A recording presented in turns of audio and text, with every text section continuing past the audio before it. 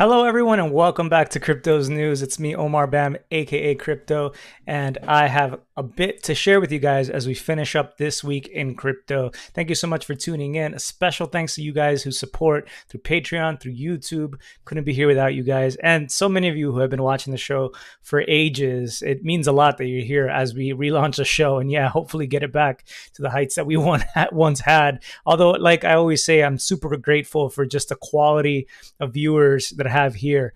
It's really incredible how supportive you guys are, and it's really nice not to feel like I have so many haters in the comments sometimes. But it isn't the case actually on Twitter, where I never did delete my Twitter, where I'll tweet something out like maybe Ethereum just started the bull market, and man, did that receive a lot of backlash. The haters really came out for that post. To me, it just points to the fact that I think overall, as you extend further and further the circles, most people are extremely bearish right now, which is a great sign to me to take the opposite side of that trade. So I'm happy to be here at this point, and hope you guys are as well. Let's go ahead and start off. Oh, and cheers, you guys always here live as well. Hey, Kenneth Joseph, Justin C, Dreamcatchers, New Tribes, greetings, Christoph. Really nice to see you guys here. Let's start off as we always do with the prices here. We have Bitcoin up 0.6%. We have Ethereum up 1.2%, pretty much flat here around this range here. Although you did see Bitcoin at one point break $17,000. It's now settled just south of that.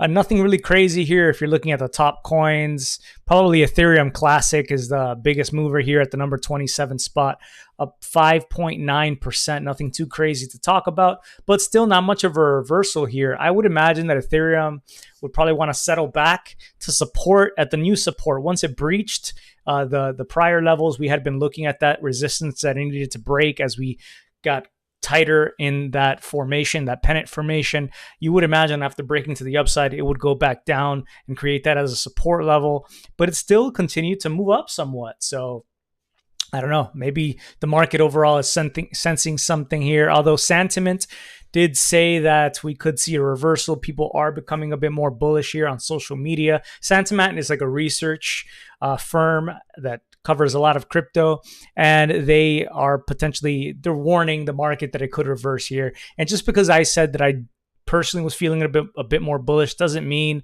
that we're going to suddenly jump up. I did mean to mention that, and I forgot. We're suddenly just going to break into a crazy massive bull market, and if you're not in now, you're going to miss out. No, I actually think we're probably going to still be trading sideways for a while before things really turn bullish. To me, it's just an indicator that we're probably not going to be heading much lower. That's just how I'm seeing things here. If any lower beyond the lows that we've already seen. Anyway, there's something to be noted here. If you're looking at the Bitcoin chart, let me go ahead and open that up for you guys. If you look at the Bitcoin chart, take a look at the Bitcoin price right now, right? So basically around $17,000. If you go back to November, probably November like 13th here. Let's see, where is that? That's when, around that point, basically November 13th is when we were last at this price for Bitcoin, right? Around $16,800. It's hard to get it right in there. Anyway, if you go over to the Ethereum chart as well, and you look at the same date, basically that same period of November 13th, and you check out the price, the Ethereum price was much lower than it is today. So you have Bitcoin sitting around $17,000, and you have Ethereum at $1,267. But if Ethereum had gone back to the prices of back then in late September 2020, we would have been a lot lower for Ethereum. So to me, this is a sign that maybe the merge really has some legs behind it. What happened with the triple halving for Ethereum. And if we had not done that, if the supply had continued to be issued at a higher degree under proof of work, that probably Ethereum could have taken us substantially lower than what we've seen recently. So maybe that's the merge showing its strength here. And of note as well is that usually when you have Bitcoin explode in price after the halving, it starts usually 3 to 4 months, as somebody pointed out on the ETH Finance subreddit today, near the top of the daily discussion. Usually 3 to 4 months after the Bitcoin halving takes place, where the Bitcoin block reward gets cut in half, that's issued to miners, that's basically the bullish thing that happens for Bitcoin every 4 years. Well, Ethereum's big bullish thing that just happened about 3 to 4 months ago could now be coming into play. And so this could be Ethereum's big halvening moment, I guess you could call it. Although, again, it could be even higher than what we've seen with Bitcoin. So I think there's some reason to be excited here with what's going on somewhat. Let me know what you guys think about that. But that's just some of what I'm looking at here with the prices and what's happening with that. Tron's price sank 8%, although it's recovered some of those gains. Wobi token as well was down about 11%. That's recovered as well. And this has to do with restructuring that's going on. Justin Sun is basically the head of the board at Wobi Exchange. He was the founder, Justin Sun, of Tron. Which was a big token, a big name back around the 2017 bull market. He's had less relevance over the last bull market, but still he comes up every now and then, and he does have quite a bit of influence. But anyway, it looks like Wobi has been coming under fire at Twitter. So under crypto Twitter, you're seeing a lot of people becoming concerned that they're going bankrupt in real time, but this is apparently not the case, according to Wobi, who is saying that this is undue slander and libel and so on from folks. This is in line with restructuring in order to stay lean and mean, basically during the bear market, the crypto winter, as they have now announced layoffs of about 20% of their staff. Although it's kind of weird as well that in order to try to stop any sort of criticism or backlash against them with these moves, they did disable, according to this article, their social media. So basically, employees couldn't talk about this on Discord or Telegram or whatever and criticize the company for do so because those channels were closed down. So you had the Tron-based stablecoin USDD as well fall 3 cents, effectively losing its intended peg to the US dollar. It's been very volatile and has seemingly been out of the peg more than in the peg from what I've seen recently. But after this, you also saw apparently $50 million that Justin Sun linked wallet addresses had moved over to Binance. So $50 million from Justin Sun had moved over to Binance. Is he even more worried about the market? What is the big move around that? And as that started to surface, I later saw on Twitter that he moved $100 million back into Wobi, I guess, to try to make it look like it was more liquid or like he would be there as a backstop or just to show confidence in the exchange or something else. But that's some of the drama playing out there with Tron right now. Interesting moves here from them. Wobi has been one of the exchanges that has been around the longest. And it's surprising that it took them this long to begin restructuring. There are rumors that they're going to be laying off as much as 40% of their staff, but they have denied that. Hey, good evening. What's up, Gazer? Nice to see you, man. Things are going well for sure. And Kevin as well. Nice to see you over in Lakeland, Florida. Thanks for always showing up. So this is what's in the title there. John McAfee. It's basically this tweet. It just came out. Our democracy has been hacked. So John McAfee is supposed to be dead. He purportedly had suicided himself, although he claimed that he would never suicide himself. So very much Epstein-like after being locked up. But now this tweet has come out. And so is this John McAfee coming out from behind the grave? What is really at play here? I don't know. It could be the case that his wife, Janice McAfee, has taken control of his Twitter account. And so somehow she was able to tweet this out. But I think there's a lot of confusion around this. People really don't understand. There it is. Janice. Is this Janice? I think your account is hacked. What's weird to me is that somebody like John McAfee would have it's very unlikely that he's been hacked. He is someone who is like ultra paranoid. And I imagine his security, McAfee antivirus, his security is probably top notch. And so I think it's quite unlikely that he's been hacked. I think it's most likely that Janice McAfee has taken control of his account. Maybe by reaching out to Twitter and saying, I'm his spouse of the deceased, and using some sort of form was able to take his account that way. There have been some retweets here. John McAfee has been retweeting Janice McAfee, as you can see here. Some of those tweets that happened on January 4th, January 5th, So that's why I most likely think that it is Janice McAfee here that is in control of this account. Maybe I guess it hasn't really been pumping, and I have no stake in this token at all. But Whacked token had come out right before John McAfee was whacked, right? Basically, I don't know, taken out. And so I don't know, maybe this is some sort of play to try to get the Whack token a pump or something like that. It hasn't been the case that is happening. But yeah, let me know what you guys think here. This is probably a story that will be playing out. But oh, see, there you go. Actually, there it is. This is Janice McAfee. This was pinned tweet. Okay. Oh, this actually came out 24 minutes ago. I was already setting up the video before this. So there you go. I guess the mystery is solved. John McAfee is not alive and in control of his Twitter account. Janice McAfee pinned this tweet. This is Janice McAfee. John was a wealth of wisdom, and it would be an absolute travesty to let his words die with him. John's account has and is being managed by myself, along with other trusted friends, in an effort to keep his message alive. I hope this clears up any confusion. Well, I'm glad that she cleared that up, and she didn't just like make it seem like he was alive to create drama where there wasn't any.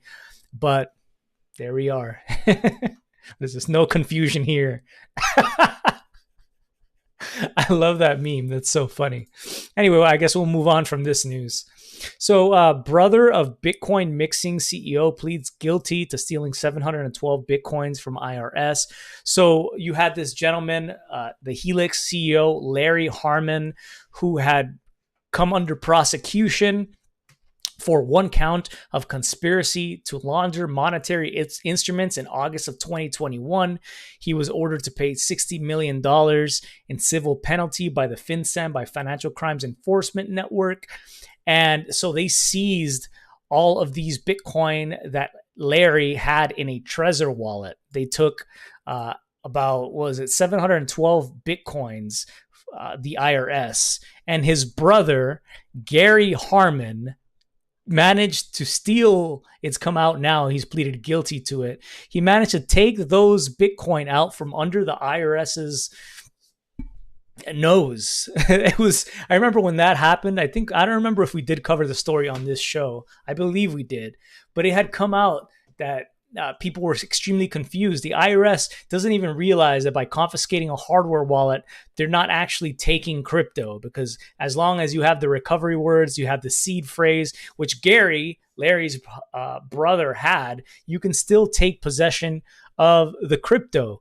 So Larry's brother did have those seed words, recovered the crypto, and then went on a crazy partying spree. So he went onto BlockFi, it says here, and he took out a $1.2 million loan using that Bitcoin that he had recovered from his brother to purchase a luxury condo in Cleveland.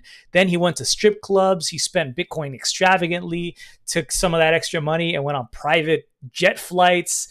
There was this picture of him that was shared widely all over crypto social media.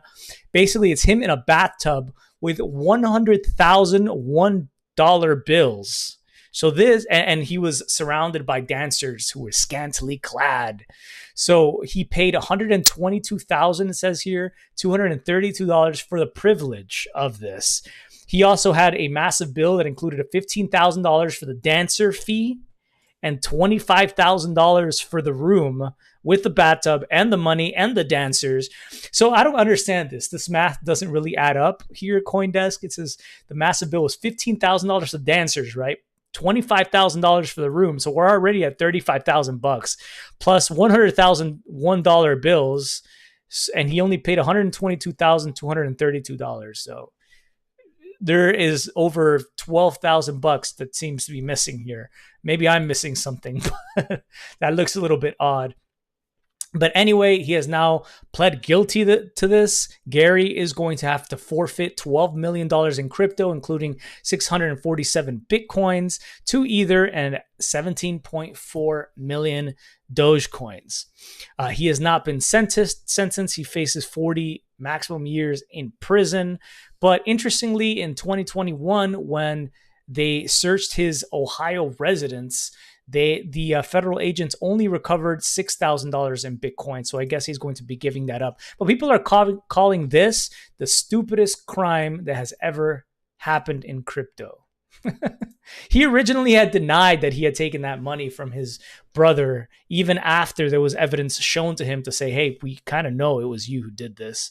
And now he ended up pleading guilty to it. It's just a silly all around, right? Like taking stolen money and almost immediately purchasing a crazy condo when he had lived a pretty simple life before that, working under one of Larry's companies, Coin Ninja, at the time. Anyway, just a ridiculous story. So FTX's US leadership has now made some sort of deal that's coming out with Bahamas liquidators, and they have come to a sort of roadwork. They've announced in a press release a roadmap for how to take the different assets that FTX has and liquidate them, and how to share information between each other according to that press release that was just released today. And so this is a good thing, I think, when it comes to the bankruptcy case and getting things settled.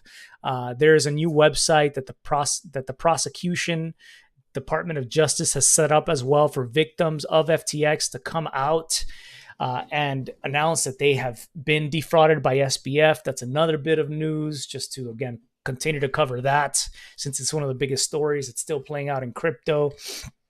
And then the other thing is that Sam Bankman-Fried has announced that in relation to the last video we did, we talked about how they had seized the Department of Justice $450 million worth of Robinhood shares because there were different claims on that shares.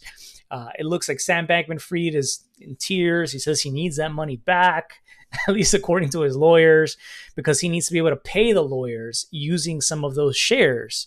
And, FTX debtors, if they get those shares, they only face the possibility of economic loss.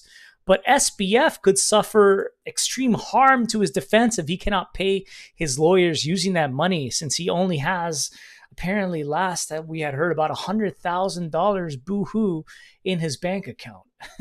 And just because he had fraudulently done so much with all this other FTX and Alameda money doesn't mean that everything he has was fraudulently obtained. So he needs that money back.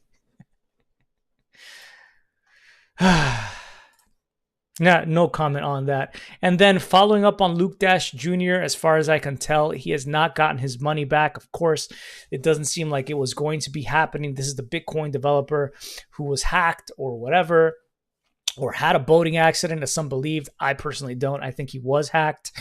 But if you were trying to interview Luke Dash Jr., following this incident of him losing his Bitcoin, I think you might have a rough time with that interview, because he doesn't seem to willingly disclose very much. Check this out. As he tries to explain, or he did try to explain, why he was interested in Bitcoin. Why are you interested in Bitcoin?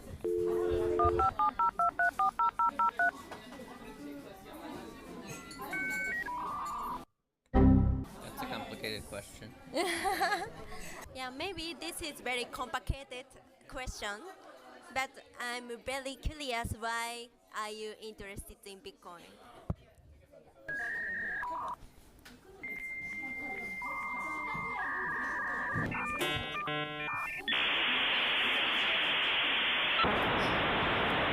It's interesting technology.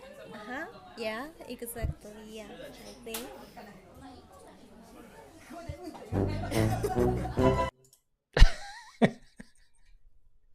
I feel bad for the guy. I shouldn't even be showing that video, but I don't know. I must have missed that one before. It seems to have been quite popular back in the day. But yeah. Oh, man.